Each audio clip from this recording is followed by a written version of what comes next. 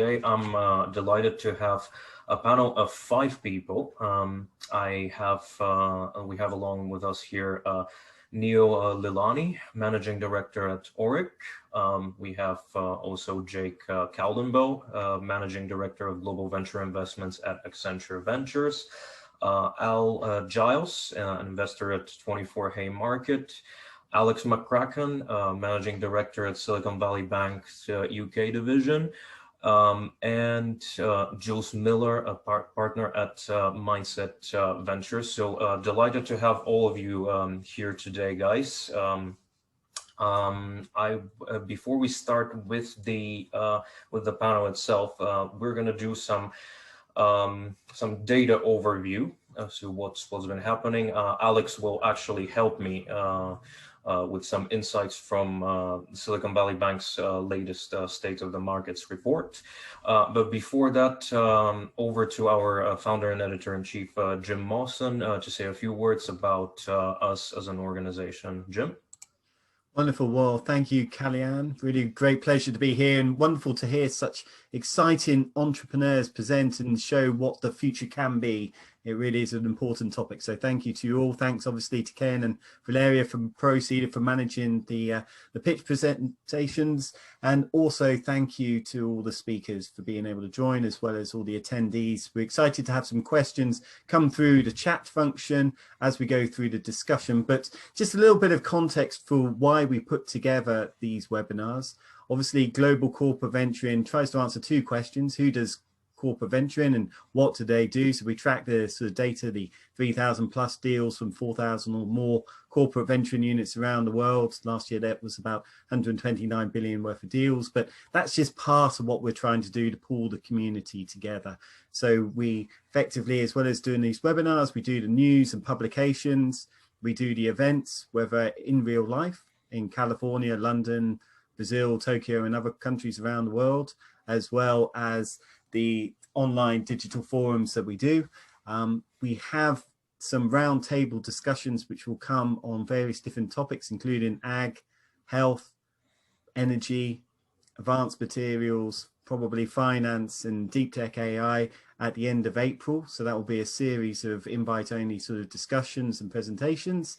And then we'll go into our next digital forum and our Panellists Awards in mid-July. So that will be a super exciting sort of opportunity. Scott Sandell, who's the managing partner of NEA, probably the world's largest VC firm, is organizing the global innovation venturing community to bring together the world's leading corporates. The $10 trillion or so that come and attend our events are linking up with the top 50 or so VC firms such as Sequoia or Lightspeed, Accel and NEA and others, in order to make sure that really we make sure that the community around innovation capital can come together.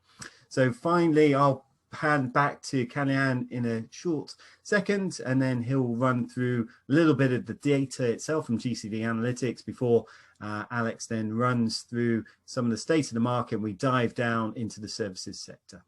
So Kaloyan, back to you. Thank you, Jim. I'm going to start with a bit of a short data overview as to what's happened in the corporate venturing arena overall.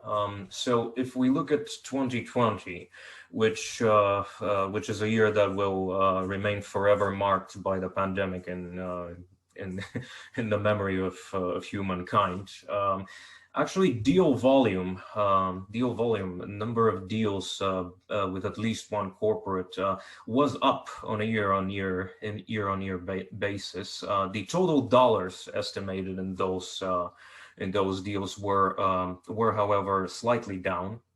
However, this was a somewhat of a downtrend that we've been observing since pretty much the end of 2018. There's been this sort of pullback which we've observed, and in fact, that sort of pullback was not observed only in corporate data. If we take, for instance, PitchBook's total dollar data for VC deals around the globe, we do clearly see the same sort of pullback that's taken place here, illustrated by the red line on the top. Now, what's really noteworthy here, however, is the sheer quantity of money that's been poured into VC deals over the past decade, which amounts to over $1.78 trillion around the globe. And if we compare that with our data on total dollars in corporate-backed deals, we see that the corporate-backed deals constitute quite a sizable chunk in each year. So we can definitely say that corporates have been driven on the upper end of valuations. And in fact, one of the surprising things we found in our latest annual report, which you may read in our new World of Corporate Venturing report, is that in fact, a big number of corporate-backed deals were sized at 100 million and more, certainly bigger than in other quarters we've seen in previous years. So with that sort of introduction as a backdrop, I'd like to invite Alex McCracken to present some insights, which he's kindly agreed to share with us from the latest State of the Markets report. Alex, have you managed to connect? I believe there were some connecting issues in the beginning, so let's just test and make sure. I think I'm on audio only, but that's fine. That's an old picture of me, so I'm quite happy with that compared to the current McCracken. All right. Yes, please flick through, Kaloyan. I will be flipping through the slides. Just give me a sign when you want me to change it. Great. So just going to pick out a few slides from our rather longer report, but headlines we think for this year are that fundraising by corporate VCs and VCs and PE funds will continue to be a record high. 2020 was pretty good for all of those areas, but we're seeing increased demand from LPs to commit to new funds or corporate parents to commit to CVCs because they see tech as a future for yield. Early stage deals dropped a bit last year, probably continued to be a bit lower than previous highs in 2019. But what's becoming clear is capital is chasing early stage companies who are migrating to lower cost geographies, regions outside of the normal tech hubs, as people discover that working from home can be a better quality of life and lower cost rent, etc. Late stage, we're still seeing so much money pouring in here at growth to late stage, both by corporates, by PE funds doing minority growth, by hedge funds doing minority growth. But the great news is, exits are continuing, and we've got a long list of tech IPOs likely in both the US and Europe now, possibly 20 good European companies going to IPO in 2021. So we've not seen that for a while, and we hope everything continues on the public market side as well as the private market side. Next slide, please. So this just illustrates the sheer amount of funds actively out in market to raise. So 747 billion of capital, with VC at the top at 209 billion. But then growth at 183 billion in terms of funds out fundraising. There's still about 150 billion of dry powder in US VC at the moment to invest. There's about 20 billion of European dry powder to invest. So, we don't see deal doing slowing down in 21. Next slide, please. Markets still remain cautiously positive. Who'd have believed it? The Standard & Poor's Tech Index is up 42% in 2020. VC fundraising is up 24%. VC investment in terms of dollars is up. Semiconductors, that hitherto previously unloved industry for years in venture investing, is up.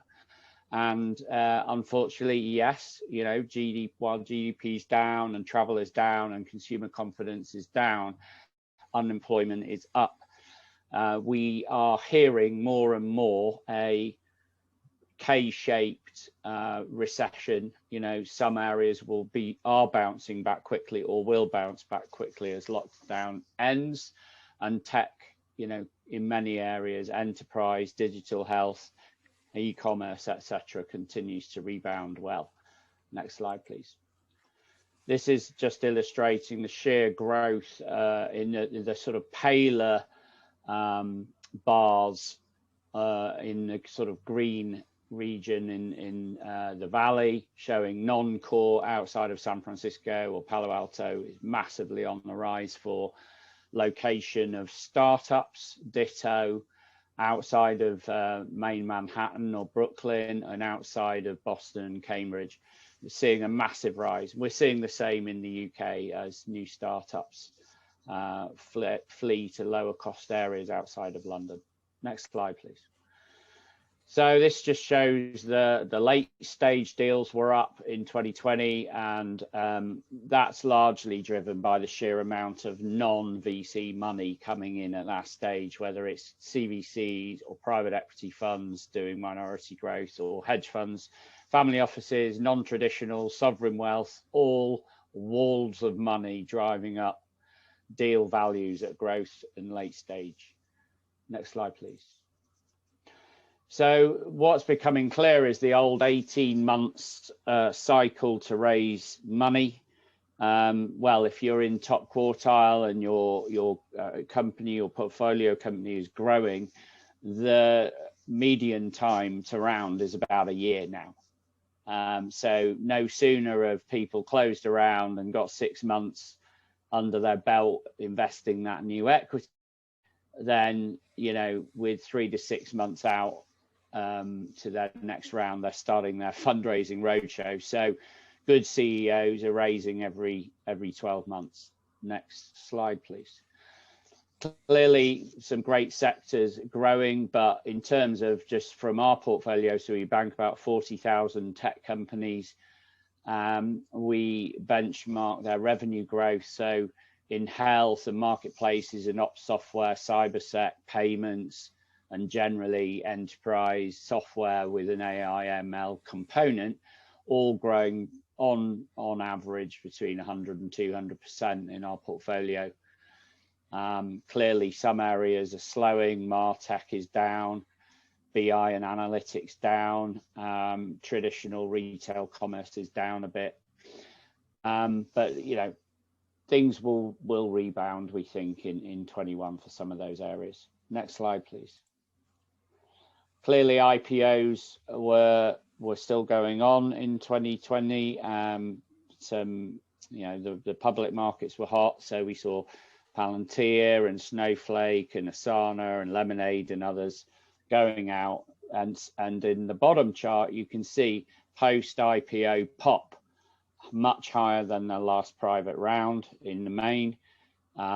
So showing that even though everyone thinks we're in a bubble, or a lot of people do, and everyone thinks these public market valuations are a bit crazy high, they're still above the last private round. So good exits for the investors, the early investors, and let's hope the public markets hold up. We shall see. Next slide. But buyouts are on the rise as well. So clearly some mega buyouts like Nvidia acquiring ARM for 40 billion, or Salesforce acquiring Slack for 28 billion, AMD acquiring Exilink on the semicon side. So big buyouts are back. And as next slide, please. And as we can see, the SPAC sheer amount of capital raised, so 35 billion to deploy pretty much over the next 2 years.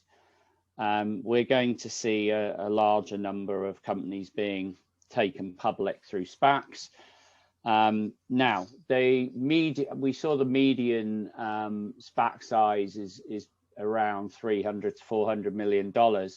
There's a lot of them, but clearly that is bar a few that are a few billion in fund size, in the main, they're 300 to 400 million. And, you know, that's enough to get a decent company, but not a stellar company. So they're not competing with traditional IPO for somebody who needs to raise $1 billion at 10 billion pre. But they are a useful source of exit for kind of the middle tier of the portfolio. And then clearly the LPs or the investors in SPAC can co-invest to do a buy and build. So we're seeing a new wave of acquisitions through SPACs. Next slide, please. And lastly, just to finish on Europe, being from London myself, like to beat the drum. I've been in tech for 25 years and I've never seen things so relatively healthy despite the pandemic. So lots of growth rounds similar to the US. We saw a dip in exits last year, but this year, as I said, we've got about 20 European tech companies coming out to IPO, probably more than that in M&A, of course. And there's an enormous amount of unicorns in Europe that have not gone public yet, but let's hope they do this year. Thank you. Thank you very much, Alex. Very great insights you've just given us, both about the US and the European tech space with this presentation. Yes, we've definitely seen the rise of SPACs and an increasing number of reverse mergers, respectively, being reported even on the pages of our magazine. So yeah, it's a very interesting new trend to observe, and let's see how it kind of goes. Now, before I bring in the panelists, I'd like to go over the what's been happening in the services sector, and these are just some highlights from the latest report on the services sector, which I have co-written with some of my colleagues in the February issue of our online magazine. So in very broad strokes, obviously, much like most sectors, the overall services sector, which is quite broad, did experience a slowdown because of the pandemic in 2020. However, the expectation is generally that there will be a healthy sort of 7% recovery in business services from 2021 onward to 2023 within a forecastable and foreseeable future. Now, because our definition of services covers a wide range of subsets and subsectors, I'm just going to briefly go over some of them and comment on how the pandemic has impacted them. So first and foremost, obviously, any sort of tourism or travel and accommodation services have been affected severely by the pandemic, despite the very exciting IPO that we saw that we saw of Airbnb a couple months ago.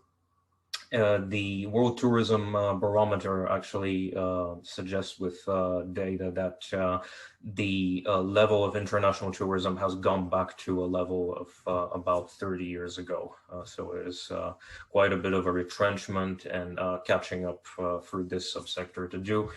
The real estate space was another very sort of affected area of the services sector, with some parts of it, such as retail and office space, much more affected than others, like residential, for example. Obviously, we've seen the trends like the future of work, which have been boosted by the remote working and stay-at-home orders. However, according to DOA Piper's annual state of market survey on commercial real estate, 58% of investors and executives in the space were feeling fairly optimistic about the economic outlook going forward. Given the fact that interest rates are at an literally all-time low in the history of humankind, this is probably not too surprising. from a more macro standpoint. Education services and EdTech were obviously given a huge boost by the stay-at-home orders and the need to carry out educational activities from a computer, basically. However, that sort of sub-area of services does have a very strong underlying driver underneath it, which is basically demographics and the constant need for the labor force to reinvent itself and reskill itself. So there are very, very significant growth drivers in that. Now, consulting services are a bit of a cyclical area in a sense, and obviously they've experienced slightly slow growth in 2020 because of the pandemic, but a recovery is expected by 2023 at a fairly healthy CAGR rate. Then legal services, we've obviously seen the presentations of legal tech startups in the first part of our day, and I'm excited to hear more about legal tech from the panelists. But basically, just to highlight the very important takeaways is the space seems to be still very much primed for technological disruption, and the leaders of law firms are still open to gaining further efficiencies and cutting costs thanks to legal tech. So there's plenty of opportunities in that space. In the human resources space, we've seen a sort of an emergence of remote working, as I mentioned, and something that people have dubbed as the future of work. We are yet to see if once the pandemic has been largely dealt with and the light seems brighter and brighter at the end of the tunnel as we go along this year. We are yet to see if there's going to be some sort of a reversion to the mean and a massive return to office spaces. So that's still a bit of a question mark. And finally, logistics and delivery sort of services have been boosted because e-commerce was just thriving during the pandemic. Now, if we look at the data side of things, we've seen that deals with corporates from this sector actually increased slightly on a year-on-year basis, but the total dollar value went down essentially to about half of what it was in 2019. However, we must keep in mind that the 2019 figure here includes the massive bailout that SoftBank gave to WeWork. So if we discount that, the levels of total dollars would have been slightly would have been more or less at the same level. It was a great year for exits in terms of the sheer number of exits. We did see a spike at 40 exits, a lot of acquisitions, a lot of IPOs, as Alex pointed out in his presentation. Also, a lot of reverse mergers, a lot of SPACs that we've started to see and report more and more often over the past I'd say 3 to 6 months. Now, in terms of the fundraising, we did see a spike in the number of funding initiatives, whether it's VC funds with corporate backers, some sort of accelerators, or newly launched CVC units. In terms of the total dollars, however, we did see a drop. In 2019, we did have a bit of an outlier value with one of the funds in this space, but so even if we were to ignore that and compare it to 2018 and 2017, we do see a drop in the overall estimated funds in those initiatives. So we're yet to see how the sector tackles that. And with that, I would like to start the panel discussion. And once again welcome the five panelists. I would like to start with a question that pretty much addresses the elephant in the room, which is what has been the impact of the pandemic in the areas where you invest in. So a question to Al, Jake, Jules, Alex.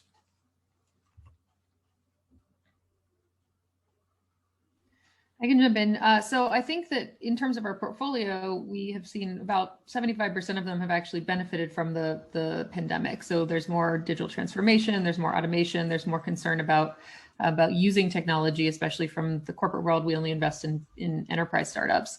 And then 25% have been hit really, really hard. And sometimes, that's sometimes in health tech. There were a couple companies in hospitality, in which case, no one's going, no one's traveling, no one's going to hotels anymore. And so I think they're all trying to figure out how to recover. I think the more interesting thing has actually happened on how we do our diligence and the process of venture capital. As I think someone mentioned in the beginning, you don't have to be in Silicon Valley anymore necessarily. We're not meeting people in person. This is the first year we've ever done deals where we haven't met the founders or done a site visit and been to their office. And so it's a pretty interesting change for the venture industry overall. And I think it's one that will continue, because I will just tell you, we feel like we're much more efficient, right? We look at more deals. We don't have to travel as much. It's actually kind of fantastic, in my opinion, although you do miss some information not being there in person. So I think it will be a bit more hybrid, but it's actually been really nice to see the impact of that, and that we can still do good deals without actually having people down the street. So it has disrupted even deal making, as we see. Al, would you like to add from your perspective how things have been looking in the areas that you invest in? Yeah, I mean, I think a lot of VCs or kind of earlier stage backers are looking at the trends that were probably going to be accelerated by the pandemic in any event. So digital acceleration and moving to new ways of banking and working and kind of leisure time. So I don't think it's surprising that you're kind of hearing about some sort of basic resilience from a lot of the kind of earlier stage funders, whether that's sort of in the angel community or in the VC community. Obviously, the sectors that are kind of hurt more broadly are also hurt in that community. But I think overall, if you'd sort of have asked the same question 10 months ago or so, you would have probably got more pessimistic answers than you're getting now. I think there's a lot of optimism around a couple of things. One was actually the sort of pick back up. I mean, I'm talking about sort of the UK mainly here, but kind of between the different lockdown periods when consumers got out and started spending again and things got back to normal from an activity perspective fairly quickly. And now you're sort of, a lot of companies, early stage companies, are looking forward to that happening again, sort of post Easter. So there's more sort of optimism out there than you might imagine. Right. And Jake, Alex, would you add your take on that question from a corporate perspective, so to speak? Yeah, happy to. Interestingly, COVID and the pandemic has actually been good for Accenture's business. Our revenues increased in 2020. And we saw COVID really be an accelerant, right? So Accenture is positioned, and we're viewed kind of by our global client base as being the most innovative and one of the leading SIs around providing digital transformation and solutions there. And COVID, I think, forced the agenda forward for across our client base. And so we've been, as a larger company, taking advantage of the fact that companies realized that they had to shift a lot of their revenues to digital modalities. And that's exactly where we sit. And so, I think as an umbrella for our practice and program within Accenture, we've been surprised and pleased by the fact that, we've got a context that we're operating within that's accelerating. And then I think in terms of the areas that we look at, a couple of the trends that you noticed, we definitely see acceleration around, right? So when it comes to reskilling and new skilling, COVID has really amplified the tectonic workforce dislocations in the market. So we made an investment in a company called Skyhive, and the collaboration that we have in the marketplace around that investment is just going tremendously well. And the demand that we're seeing, whether it's from large corporates or governments, to help them figure out how to navigate their workforce from kind of the world that used to exist to the world that's going to exist going forward. We just see that as a very significant trend. And then another one that got extremely amplified is work from home. And so how do we enable the future of work for we think that things like Zoom and Microsoft Teams are kind of the Model T of video conferencing, and so we invested in a company called TouchCast that's bringing a whole new level of immersive engagement to the work from home and future of work client engagement marketplace. So fundamentally, we view change as opportunity, and COVID represented a significant dislocation in the market, and it's driving significant opportunities for us. All right. And Alex, do you have anything to add from your perspective?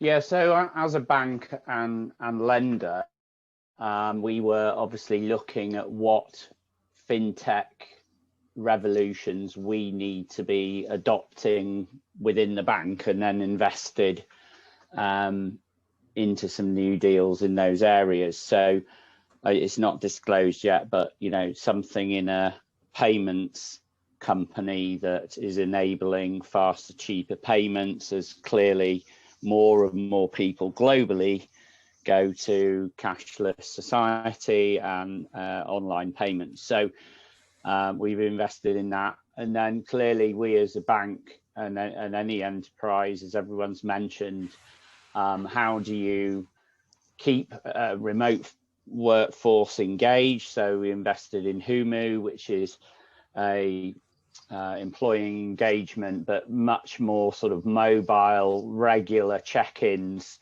How are you feeling kind of check-ins, but then uses AI to suggest possible nudges according to a person's response or team's response based on aggregated data from other organizations.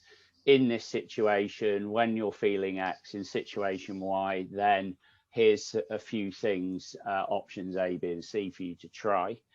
And then another area is upskilling and online learning.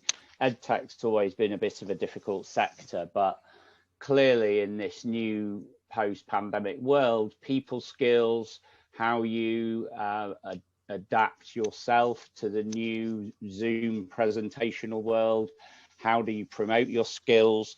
People have a bit more time at home to learn, and if you want to stay relevant in today's society, we see online learning as a big trend. So we invested in Giles in that area. All right, that's exciting, and definitely, if you want to stay relevant, you have really no choice but to learn more and to try to reskill and reinvent yourself.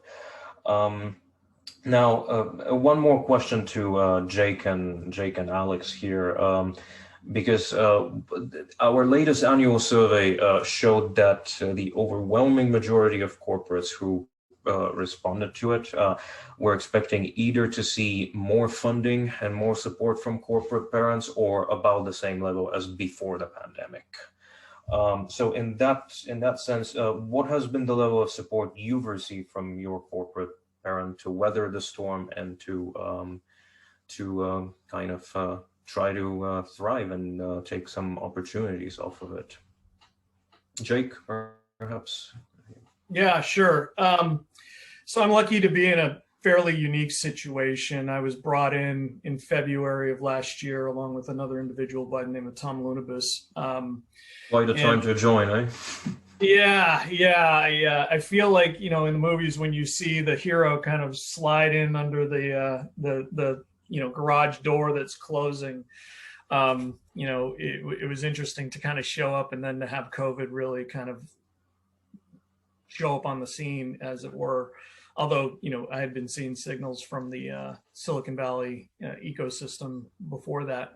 But We were brought in to elevate, Accenture's strategy and execution, and really, if Accenture is going to be the leading advisor to the Global 2000 client base around digital innovation, it needs to have a strong corporate venture program that's kind of authentically linked and is capable within the Silicon Valley ecosystem. And so Tom Lunabus, who was brought in based on his relationship with Paul Doherty, who's the chief executive of our technology business, more than 50% of Accenture's $50 billion in revenues, and who's owned the ventures program, really wanted to change the strategy and make it focused on entrepreneurs and have real authentic kind of Silicon Valley connectivity. So between Tom and I, we've got over 60 years of Silicon Valley experience in the venture ecosystem.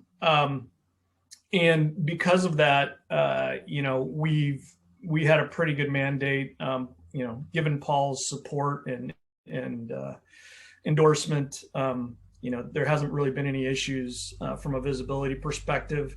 I think when COVID hit, we very quickly determined that we were going to kind of keep our investing program tight to see kind of how it was going to impact things. Additionally, I think the program before we got there was much more mid to late stage focused. As some of the statistics that you and Alex had pointed out, it's a pretty robust market, and so we're being, I think, cautious in terms of participating in the later stage. And given that Tom and I are very comfortable at the early stage venture market, we've shifted left, and so we're now doing kind of seed to Series A deals. We think the valuations there are much more rational. We just have a team that's much more capable in working with smaller startups, which is somewhat counterintuitive for a corporate venture capital program. But in terms of getting off the ground, we were able to do 10 investments over the course of the first year, and we're going to try and double that over the course of this year. And so I think the other thing is Accenture being such a massive organization. It's 500,000 people worldwide. Finding opportunities is not an issue for us. I think it's more triaging the opportunities that we have and being more thoughtful and being more proactive around investment theses and helping to lead the business versus follow the business from an investment opportunity perspective. It's been a great first year. So, from my perspective, we've had great support. Thank you. And Alex? Sure. So the three areas the corporate parent supported is, number one, commitment to new LP funder funds and also direct funder funds that we raised in 2020. So personal commitments from execs, corporate commitment, plus then raising externally. The second area is help with DD on fintech deals. So we find something, we talk to the bankers in that area, whether it's front, middle or back office, and get their view of, that company. And then the third area is just commitment to the ecosystem. So we hired more people in the bank. We lent 30% more through 2020. And I think showing the ecosystem, whether it's VCs or startups, that were still there, both on direct side or the bank side, and we're leaning in difficult times, was the main corporate parent benefit, I think. All right, and I'd like to bring in the legal perspective here. Neel, what has been the impact of the pandemic for your clients, whether startups or investors? And perhaps if you could share some of the thorny issues that may have come up. Yeah, I mirror a lot of the comments from my fellow panelists around what we're seeing evolve as far as democratization of geography, et cetera. I know we don't need to restate those things. The one thing I do want to highlight that I'm seeing is the importance of ESG across not only large corporates, which has been the traditional home of it, but ESG is increasingly important to almost every venture fund I talk to, and also down to early and growth stage startups who really are looking deeply at this concept. I think, the pandemic has magnified some of the inequalities and exasperated some of the inequalities. And that combined with the strive for racial equity that we've all been witness to has been a real driver for this ESG drive, coming down in the ecosystem. So that's one thing I want to highlight. As far as the legal tech environment specifically, technology adoption, including in legal, has accelerated significantly. There's a focus on contract lifecycle management, as contracts are moving to digital. Supply chain is even more important on focusing on serving the customer, including the actual contracts that govern the relationships between customers and clients. Collaboration tools are increasingly important. We, as a global law firm, actually launched our own collaboration tool called Joinder, which we built up, spun out of the firm. And that's been gaining traction significantly. Additionally, one thing we've been seeing sort of in the overall legal market is that legislation has changed at a faster pace, meaning there were formerly rules that would have prevented courts from adopting technologies, and those things are going away. You can, more adoption of things like remote depositions, e-signatures. There are a couple of geographies that have been really strong on adopting those technologies. One that you'd expect is California, another being Washington, but Arizona as well has been pretty progressive on that front. So those are some things that we're seeing sort of on the legal tech front and adoption of new technologies. I see. And would you agree with my highlights on legal tech that there is still that the whole space is still primed for disruption? Look, yeah, we see the whole industry as being ready for continued disruption. That's why we've done things like spun out our own software tool. We are not waiting for the market to catch up to the industry. We, as a leader in the industry, want to drive that change from inside. So fully agree. There's a lot of opportunity for change, but we're not the only firm out there doing that. We saw our friend from Cleary come on earlier, and they had spun out their own tool. So I think you're going to see progress and more rapid adoption across the industry, even with the larger, older firms. I'll just jump in on that comment for a second, because I think it's worth talking about. So I was starting legal tech companies in 2012, and I specifically started a second company called Evolve Law and not Disrupt Law, because I actually don't think the legal industry will be disrupted. I think it will evolve over time, slowly. And in 2012, it was not ready, and now there is we call it like the golden age of legal tech. There's actually a lot of cultural change and interest in legal tech in a way that there wasn't before, where there was a lot of resistance. There was, fear of unauthorized practice of law and all sorts of other things that are becoming less and less of a concern. So I think we've de-risked the sector in some way, at least from a stigma point of view. And now there's real interest and real excitement about legal tech. I think the question, and maybe this is worth a discussion, is, what is and it depends on the audience here, but like, what do you want to use versus what do you want to invest in? I still struggle, as someone who really loves the legal tech space, I still struggle with investing in the space, because while there are really big problems that need solving, and, law firms and corporates and entrepreneurs are tackling them, not all of them are scalable, venture backable businesses. And so I think that's the thing that I try to navigate from a legal tech, or if you call it services. I don't actually like the word services. I like knowledge-based economy, because services by nature generally means no tech or lower tech. But I think when your people are your product, like they are in the legal industry, there's an enormous amount of tech that can enable that, doing that more efficiently. But is it, a multi-billion-dollar business, or is it a really great solution that solves a problem that Thomson Reuters is going to acquire at some point in 5 years? That's the question to me from an investor perspective. Yeah, Jules, if I can react to that for a moment, just very briefly. I agree 100% on the concept of evolution versus revolution or disruption. The other thing that you mentioned was sort of legal segment specific tools, whether or not they're scalable from a funding standpoint. I've seen more fundability coming out of other sort of software platforms that happen to have a legal segment as well, that are not exclusively legal focused. So there is opportunities for scale with companies that are addressing the legal market, but maybe not exclusively addressing the legal market. All right, fair point. And Jules, I actually have one question specific for you.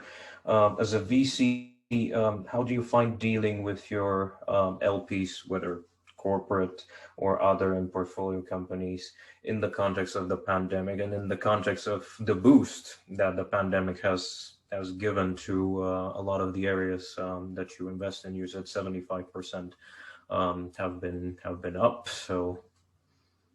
It's fine. I mean, I honestly, I think that's our LP relationships haven't changed much because we don't see them in person much anyway. I think the more interesting thing is what they're interested in. So we do a lot of co-investment, for example, with our LPs.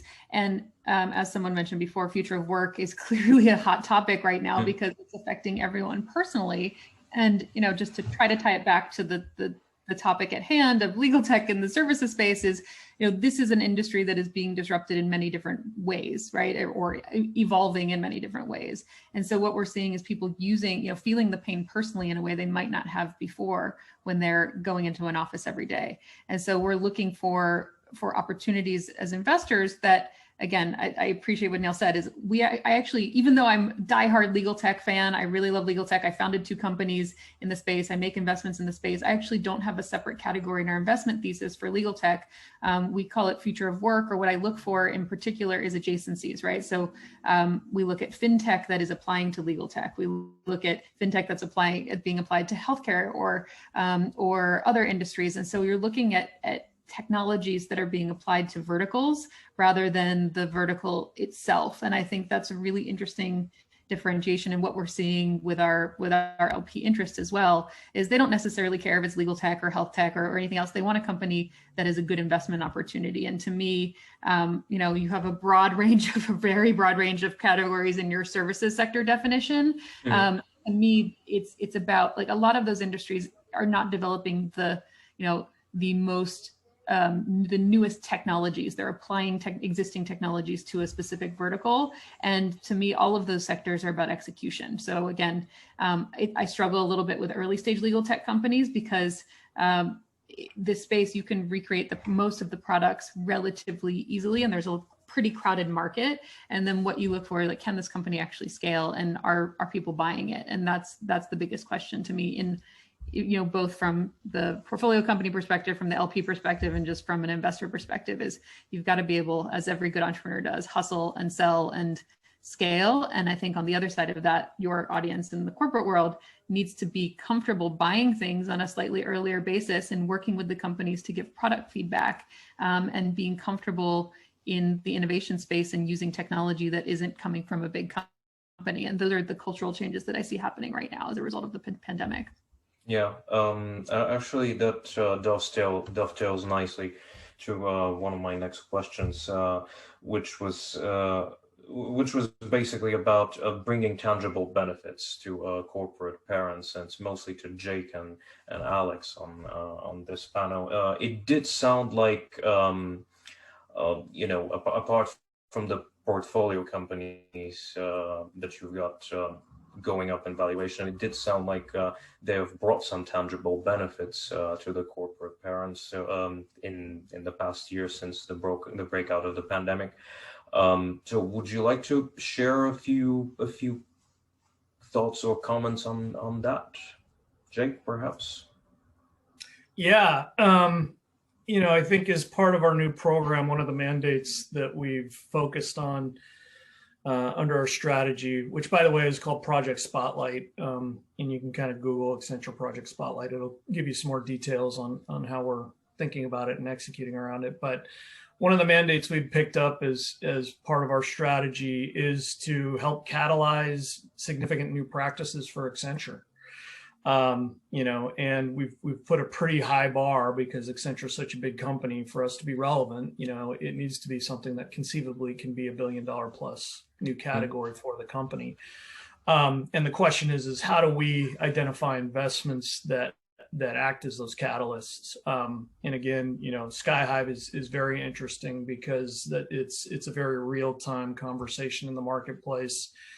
In short order, we've built a significant, kind of 9-figure pipeline around the company that we're executing in the market. And so, a great example of when things go well for, not only from an investment perspective, but more importantly, from a strategic perspective. I think we're a strategic first investor.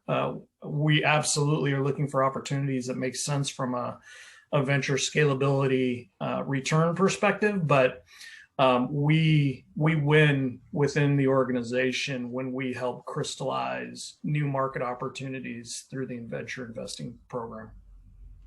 Right, and Alex?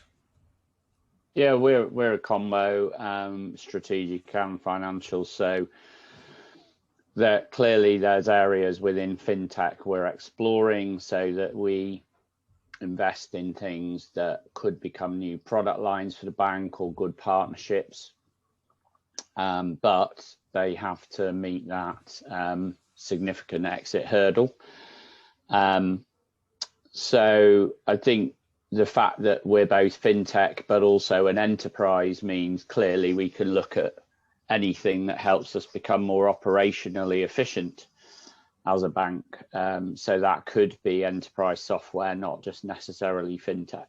And so there's a strategic element definitely to what we do, but everything we do, we're trying to invest for a 10x return. Mm-hmm. As a actually famed CVC MD once said on one of our conferences, there's nothing strategic about losing money, right?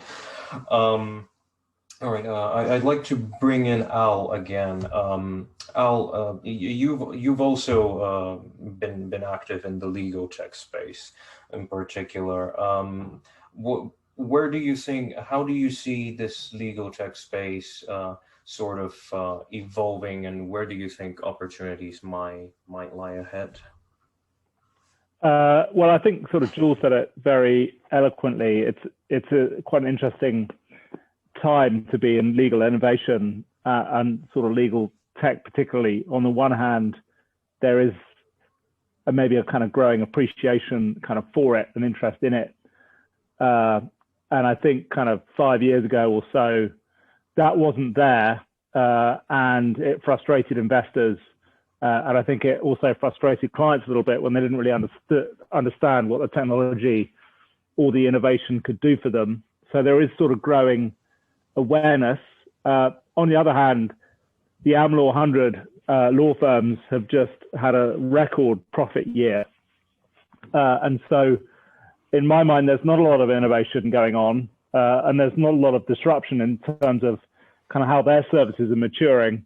I personally think that some of the innovations that are sort of generated by law firms are a little bit for branding, marketing purposes. I'm saying that to be slightly contentious and to generate a discussion amongst the panelist group. I'll definitely give the word to Neel to replicate. albeit well intentioned. I think the overriding problem or position we find ourselves in is on the one hand, I think there is awareness that the industry is in lots of ways inefficient, and it hasn't adopted sort of digital techniques, tools, ways of making its practitioners more efficient. On the other hand, it's hugely fragmented across almost every dimension that you look at it. And so to go back to the kind of perennial kind of question, which is one of scale, kind of where can you see the kind of solutions, and whether that's evolution in business model or evolution in sort of technology, where can you see the solutions that actually have a real ability to scale come from? And then you start to scratch your head, because they're not, I think that question hasn't really been kind of answered, which is why you see some reticence from early stage and later stage kind of investors in the space. So that's a long way around of saying I don't think the problem isn't going to go away. I think the industry hasn't become more efficient, so the opportunity is there, but I don't really see near term who's going to solve it. Neel, your rebuke. No, thank you. And Al, I certainly appreciate your perspective. I do want to sort of tie together two concepts that you had just, from points you just made. One being that there's a bifurcation between, what some firms are doing and what others are doing as far as actual innovative practices, adopting technologies. Firms like ours have had innovation near and dear for a very long time, in that we have launched our own back office center in West Virginia, initially to offset costs, which has now evolved significantly into its own innovation center.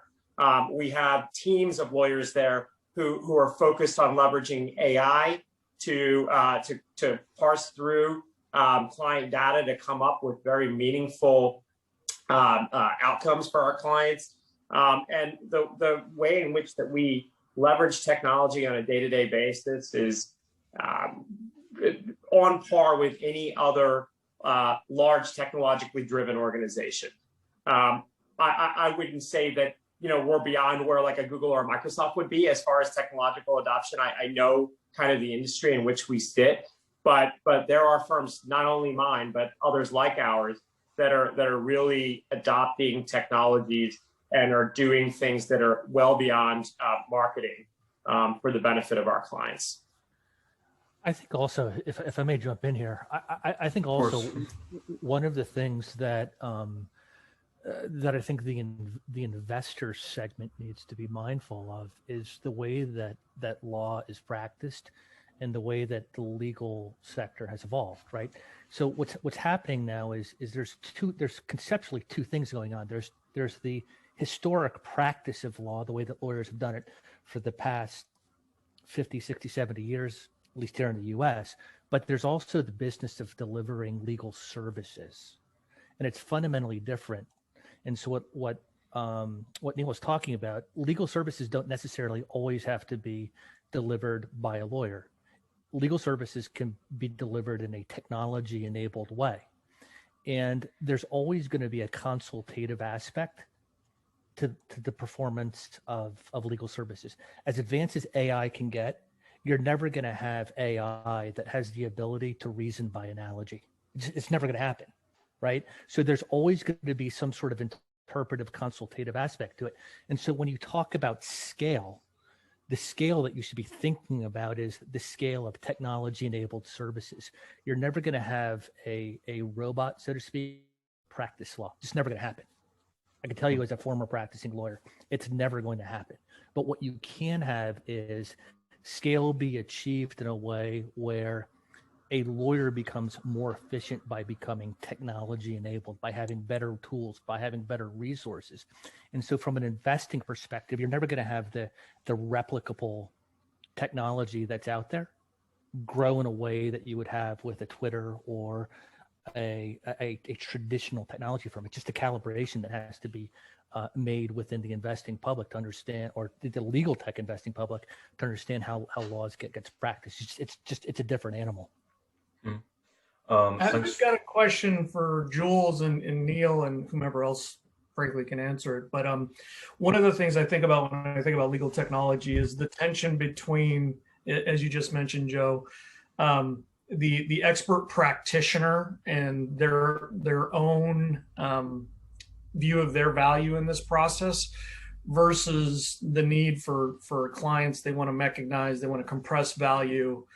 It seems like there's kind of a fundamental tension, and I'm just curious where you would characterize the market in terms of, have lawyers realized that they need to give up a significant portion of what they do to technology, or, kind of what is the distribution curve of where the legal community's mind is at? I think fundamentally, the billable hour is just a proxy for value, right? All hours are not created equally. There are things that lawyers do on a day-to-day basis that aren't worth $12 an hour. There's hours that lawyers put in that are worth $15,000 per hour because of the value that gets delivered. The billable hour is simply a proxy for value, and all hours are not created equally. And so what has to happen within the industry is for there to be a realization, both on the law firm side, on the partner side, on the lawyer side, but also on the client side, of what value is and how value gets delivered. And there's a lot of ways that lawyers deliver value that you can't quantify by a billable hour. Yeah, and I'll just comment as well that I think that the lawyers who are at risk are not the $1,000 an hour senior partners who have specific expertise that is super valuable and will save your butt every time when you're hiring them. It's the associates. The associates are kind of screwed right now because what they're doing is not worth the $200, $300 an hour that clients are paying, and the clients are demanding that is more automated and they're using more tech. And I actually did want to give props to Neel and Orrick. They have been one of the earlier adopters of legal tech, and they're doing a pilot with one of our portfolio companies. And I think that what they're doing is a more comprehensive innovation strategy, right? It's like maybe they're trying to build stuff in-house, they're using tech, they're piloting things, they're trying to be more innovative in how they deliver services. And that is really, I think, the sentiment that law firms and in-house counsels need to take away with them is there's a little bit of experimentation necessary in order to make this work. And then using tech, buying tech, using different business models, and figuring out how to deliver those higher quality services in a more tech-enabled way to create value on an average that is higher than the stack of partner, associate, all of that down the stack. And I think that you're starting to see law firms like Orrick do that. So you're still giving you props. And what I think you're going to see less of is an entirely human-based delivery of legal services, and that is obviously should have happened 20 years ago, probably, but it's just starting to happen now. Yeah, I have one quick comment, and thank you all for those the opportunity, and Jules, for your specific comments. An area that we're leveraging technology right now on the associate side that Jules was referencing is on early stage company formation. We have software tools that in fact, we help develop that will allow companies to do formation largely on their own for base level work. And then our folks can go in, our associates can go in and do refinement, do cleanup, but you're getting higher value services from those people. You're not having them just be sort of order takers, form fillers. So that's a specific example of how we're finding technologies to build value on the lower end legal services where associates had historically performed those services. And with that, please excuse me. Thank you, everybody. I have to drop. Take care. Thank you very much, Neel. I'd like to bring in the perspective of other entrepreneurs, some of the other entrepreneurs that have managed to stick around. I believe John is back. He had to drop off for another call with a potential corporate investor. And is Faraz still around? Let's see. Yes, I'm here. All right. So my question to you guys would be, how do you see? It's essentially the same question. As entrepreneurs, how do you see legal tech evolving in the post-pandemic world? And the collaboration between entrepreneurs like you and incumbents in that space going forward? I can start from my side. So for us, in fact, the COVID was the year of growth. So we did 3.5x growth in 2020 because of the nature of the platform that we're providing. So at the end of the day, we're providing collaboration solution for legal professionals, and we're connecting legal professionals with their stakeholders, whether their stakeholders are internal from other departments or external from external advisors or external law firms working with them. So it's a platform of collaboration by excellence.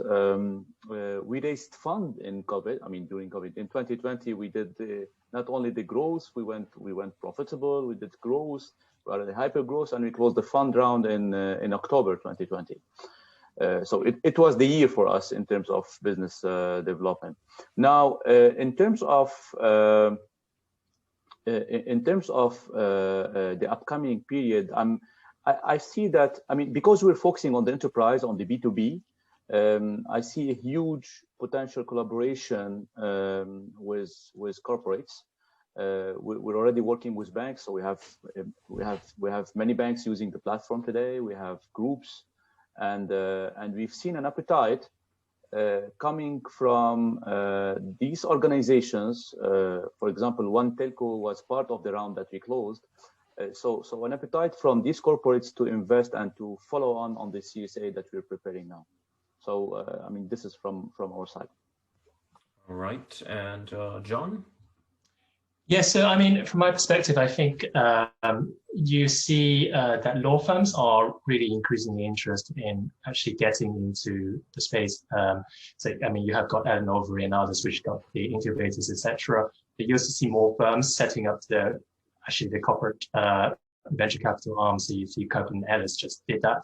And actually, in our case, Clearing investing us, they don't have a separate VC arm, but they see that investing in a company like us, what it means to them is it's not just helping them automate some of the core legal work, but because of that aspect where we also help companies automate the periodic reporting. That's something that is very much aligned with the business development initiative as well. And companies really like it when you as the legal counsel go to them and say, actually, we see that how stretched and you are, and want to help you out. And we have help this company develop this product. It has a lot of our legal input. And it's really a way for them to show that they are trying to improve the delivery of legal service in a much more efficient way, and the use of technology. And sometimes it doesn't have to be like groundbreaking technology. We're talking about something that people haven't done before, but it could be a lot of times it's where you're already doing it in the other spaces, and you just sort of use the same technology and sort of leverage in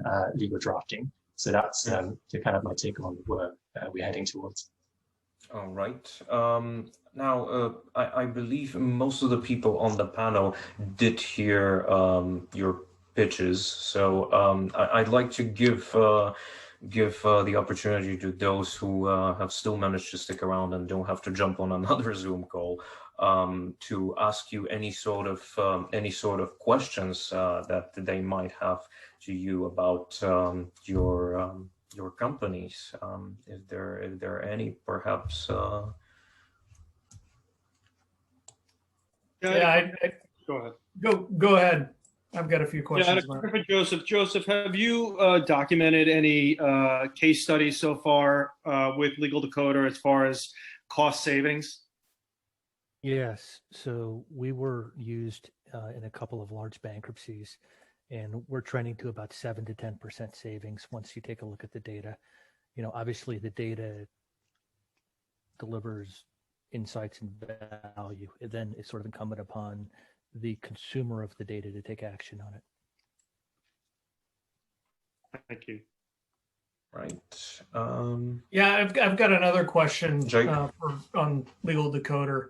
How much do you charge? How much can you charge? Because it seems like the value is kind of a portion of the portion saved. So tell me a little bit about the model there. Sort of. Thanks for the question, Jake. So this is public, so I could kind of share the pricing model with you here. So we were engaged on the Pacific Gas and Electric bankruptcy to basically review all of the professional fees in conjunction with that bankruptcy.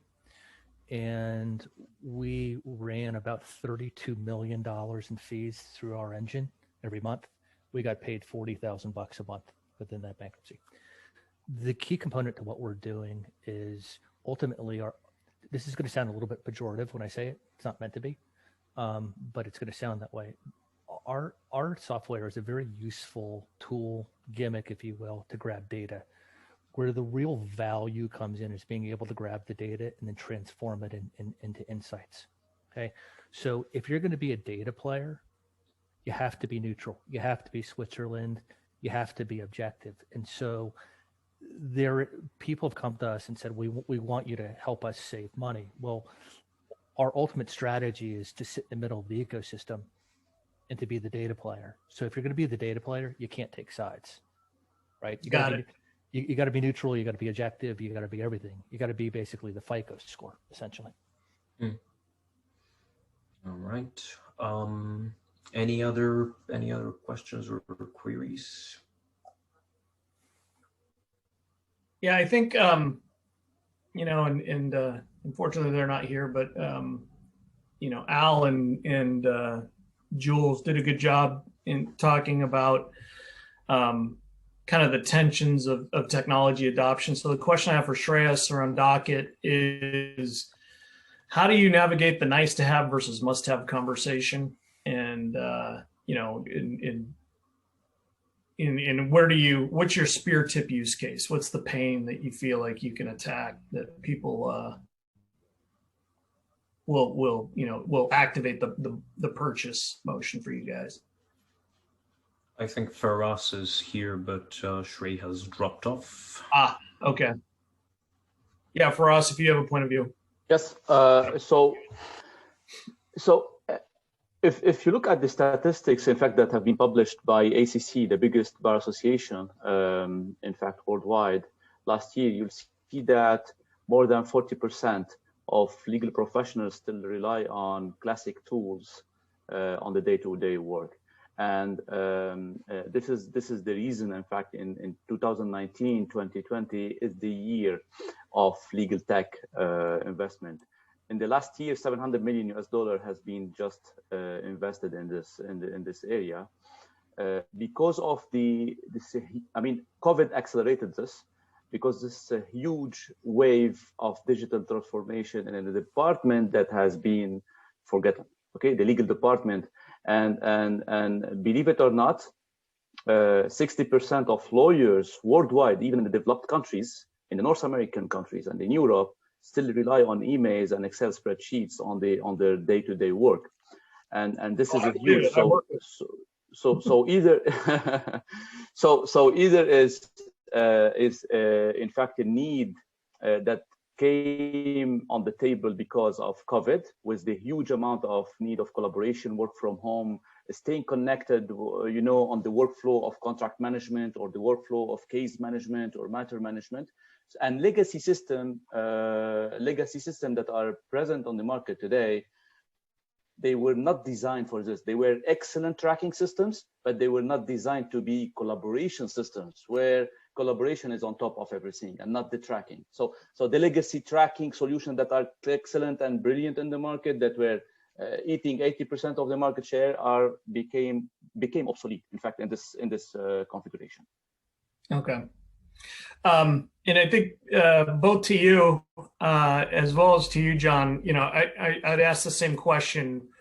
How do you guys measure ROI at the client? What's been kind of, you know, your significant findings? How does the client think about, you know, how much money they're going to save or increased revenue they're going to create? So maybe John, you can answer that first. Yeah, sure. So interestingly, we are focusing on an area, capital markets, which is where law firms are spending more time than they are getting billed for. So actually, it's a pretty easy decision for them to say, well, you know, the time that my associates are spending on doing this sort of drafting, looking at financials, working out the trends, and, you know, writing all that up, that's not something that I'm going to be able to bill for in any event.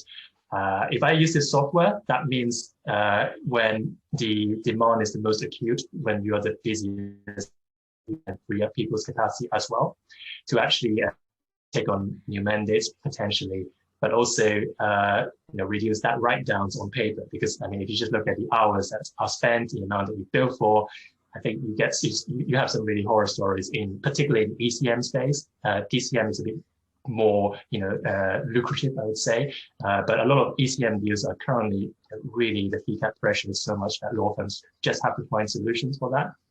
And, for that makes the discussion a lot easier because they're looking at not just cost savings, but they are also looking at reducing the write-downs. It's actually directly helping their bottom line. Well, that is on the assumption that they don't make the associates work the same amount of hours, right? I mean, if you save that time, you can either reduce the hours that the associates have to work, or you put them on other, new mandates, new matters. So yeah, we look at that at two levels, but we look at it, the way that we pitch to them is really the direct hourly savings, and we think for a deal you're looking at about 30 hours. But there are a lot of things are intangible, which is the reduction of errors, the fact that you get people to be freed up and do something else, so you can almost double that in terms of what you're saving.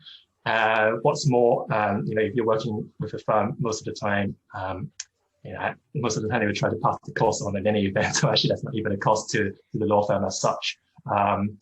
And with in-house counsel, again, the picture is pretty stark, because again, it's the idea that very close to these periodic filing deadlines, you just have to do more work with the same amount of staff. At the best of times, you're super busy. How could you possibly cope with the fact that numbers keep changing and all that? So yeah, I hope that answers your question. I can't give you like a concrete number of the ROI, but we're looking at both the cost savings as well as the sort of the reduction of write-downs and the sort of getting new work in terms of the time that is freed up. Yep. Thanks. Appreciate that. All right. Well, if there are no more questions, then Jim, have there been any questions submitted via the Q&A section or the chat function from the audience? And by the way, big thanks to the 10 or so people in the audience who have stuck around for so long for this unusually lengthy webinar. No, I think that's perfect. I think we've coming towards the sort of top. So so thank you everyone on that regard. Particularly thanks Jake for being able to ask such great questions alongside Ken. Really be able to appreciate that. I know it's not the sort of core area for you.